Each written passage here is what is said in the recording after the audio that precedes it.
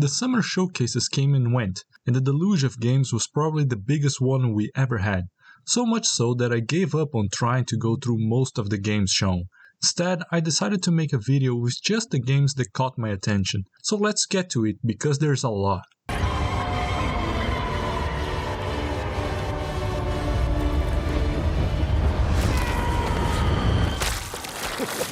Sony was the first one to go with a state of play on May 30th, and they opened with a big push for Concord, their intended next big game. I say intended because whatever Sony thought of this game clearly didn't land with players. A 5v5 hero shooter in 2024 is a big risk, and the Guardians of the Galaxy-like characters didn't impress anyone, which led people to aptly call this game Guardians of Overwatch. It was Sony's big swing for the show and it missed. Silent Hill 2 Remake got the release date of October 8, but it also got flagged for Ankylo's new look. Bloober Team really needs to turn impressions around. Surprisingly, Sony sucker punched off and got a trailer for Monster Hunter Wilds, teasing the story and showing 2 new monsters. God of War Ragnarok announced that the expected PC release with the Valhalla update included, and releases on September 19. Dynasty Warriors Origins was a big surprise. It's been years since the last one. I had completely forgotten this series. The last time I played one was during the PS2 era. Marvel Rivals was also shown. If it wasn't for the leaks around it, it probably would have been a nice review. Astro Bot was the biggest winner of the day, just showing gameplay and having a fun time overall. It releases on September 6th. On June 6th was the Guerrilla Collective Showcase, and it was a deluge of games, more than 60. Yuka Replaylet was unexpected, showing a lot of visual improvements and teasing more changes and additions besides just visuals. A weird side note was that a lot of people were confused whether it was a remaster or a remake. Even gaming websites were confused, so I checked Playtonic's website and it's described as a remaster. Deathbound is a Souls clone with a party gimmick. You can play with 7 different characters, each with a different style of combat, and you can quickly change between them. The trailer made me think of Souls combat with a DMC style system. Clock Tower Rewind, a release of the original Clock Tower with enhancements and quality of life improvements. As I said in other videos, I'm not into horror games, but Clock Tower is a game that is often mentioned as inspiration for later horror games such as Resident Evil, so I feel our horror game fans got a win with this release. Double Shake is a platformer with a shake mechanic to help you move around and fight enemies. I remember playing the demo in one Steam Next Fest, but I wasn't a fan because it was a bit clunky, and the demo available glitched for me. The visuals of characters and the world are very cute and colorful, so if the developers polish the gameplay it might be worth a try. Egging On is a platformer where you control a wonky egg and climb to the top of the pan. It's clearly aiming for that meme game spot the games like Only Up filled. I can see it being popular for a month and then vanishing. Pinball Spire is the last game that called my attention. It's a pinballvania, meaning a Metroidvania where the areas are designed like pinball machines. If the devs can make it as good as Yoku's Island Express, they will have a great game in their hands. The Summer Game Fest showcase was on the 7th, with a mix of all types of announcements, from new games to DLCs and so on. The first surprise was Quidditch Champions, which releases on September 3. Let's see if it manages to be better than Quidditch World Cup. Civilization 7 leaked a bit earlier, so the review ended up feeling a bit underwhelming since it was just the standard Struggle of Humanity trailer that Civ does when it announces a new game. Street Fighter 6 revealed 2 guest characters, Terry and Maya from Fatal Fury, which is unprecedented for Street Fighter, and much to my dislike, it revealed the return of Bison. Canonically bringing Bison back is a mistake in my opinion, since it diminishes the story and characters like Chun-Li and Guile. Should have brought him back as a what-if character like Evil Ryu. Sticking to Fatal Fury, City of the Wolves revealed 2 new characters, B. Janet and Vox Reaper, as well as showing some minigames to teach inputs. Blumhouse, the horror movie company, revealed their game initiative, but the games revealed were shown all together with even similar title fonts, which ended up making them all blend together and become indistinguishable from one another. Power Rangers Rita's Rewind is a beat-em up in the same vein as the old SNES games, which is great. The real mystery is why they didn't do that before. Wonderstop is a tea brewing game from the same creators of Stanley Parable, so you know to expect shenanigans in it. Sonic Shadow Generations shows some more gameplay and revealed the release date of October 25. Alan Wake 2 announced the physical release as well as an expansion, Night Springs, where you can play as 3 different characters on what-if scenarios. The expansion is already available to play. Monster Hunter Wilds revealed 2 new monsters besides the ones shown at the State of Play, and Tsujimoto came out to reveal that it will be playable at Gamescom. The show ended with Phantom Blade Zero, which I'm still not sold on, but a demo is currently out, so check it out if you won't have time.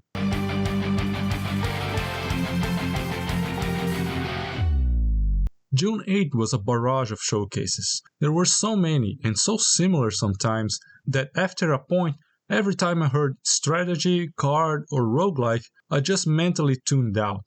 Abyss Cross Zero is an action-adventure with heavy visual inspirations from Mega Man Legends. I wonder if there will be separate campaigns, since there are 2 playable characters in the trailer and they seem antagonistic towards one another.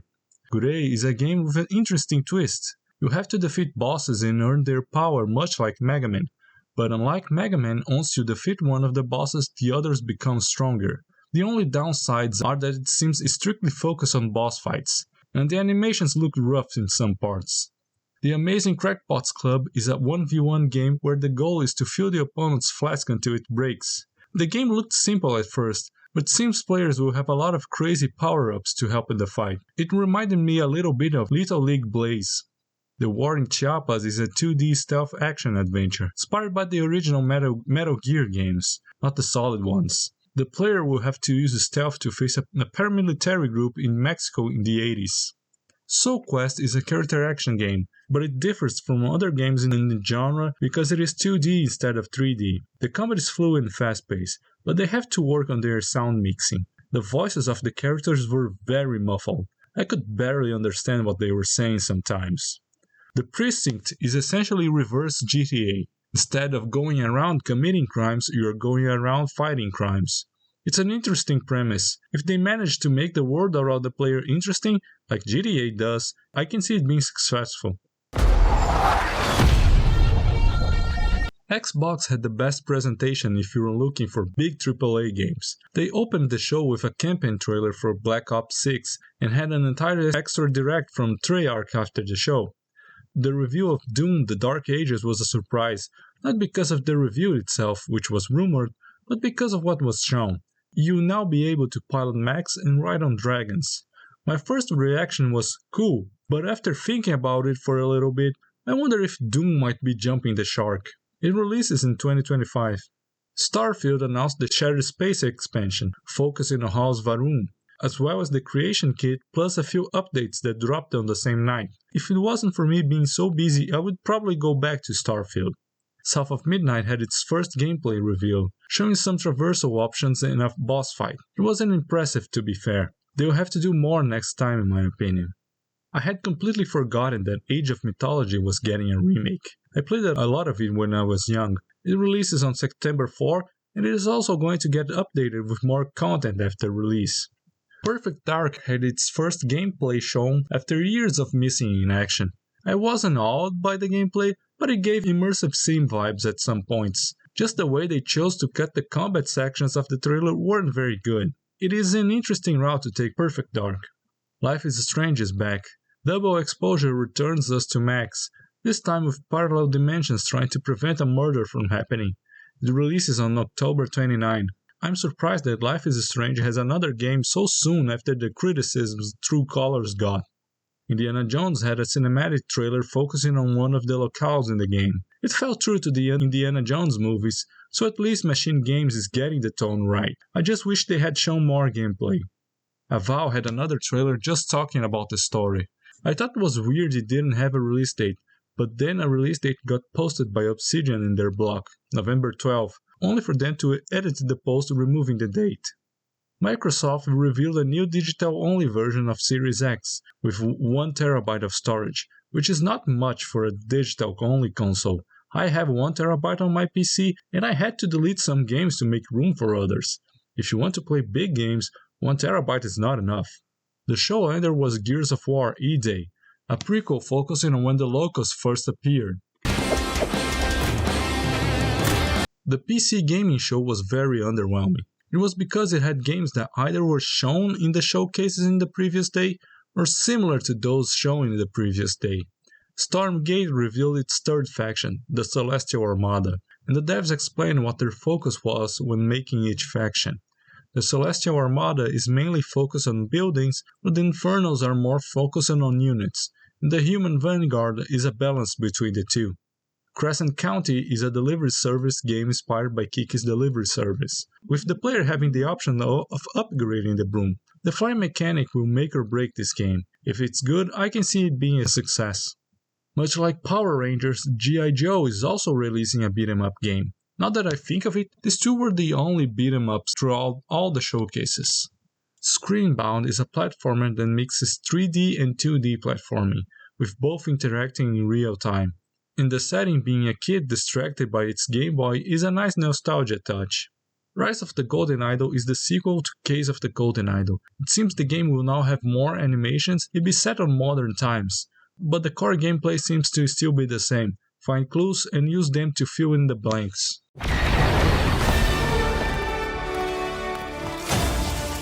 The last day had the Ubisoft Forward presentation. It opened with Star Wars Outlaws, which releases on August 30th. Ubisoft started the presentation talking about experts, a type of NPC that can teach Kay new skills and help her upgrade her equipment. There will be a bunch of experts on different fields to help Kay in the game, tied to side quests to be unlocked. We also got reminded of the factions mechanic in Outlaws, where the choices made will impact the reputation among factions in the game. It also showed more mechanics for scouting with Nyx, your pet. Skull and Bones is, surprisingly, getting a second season of content. How many people are even playing this game? Prince of Persia got a bunch of updates. The Lost Crown is getting a free update, with more combat, platforming, and puzzle challenges, new outfits and amulets, as well as revisited bosses. It's also getting a story DLC, Mask of Darkness. The Rogue Prince of Persia is getting a new biome, Fire Temple, and new enemies and weapons. Ubisoft closed the Prince of Persia section with the re-announcement of the remake, now scheduled for 2026. Assassin's Creed Shadows had a fairly straightforward presentation, focusing on combat with Yasuke, and a second part focusing on stealth with Naoe. In the deep dive done after the show, the devs confirmed that Yasuke gameplay will be more focused on combat, while Naoe will be more focused on stealth. Aside from that, it's just standard Assassin's Creed, so you know what you're getting into.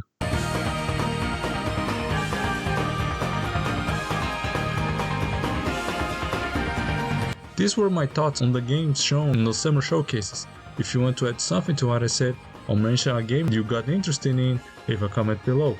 And if you enjoyed this video, leave a like, subscribe, and I'll see you around.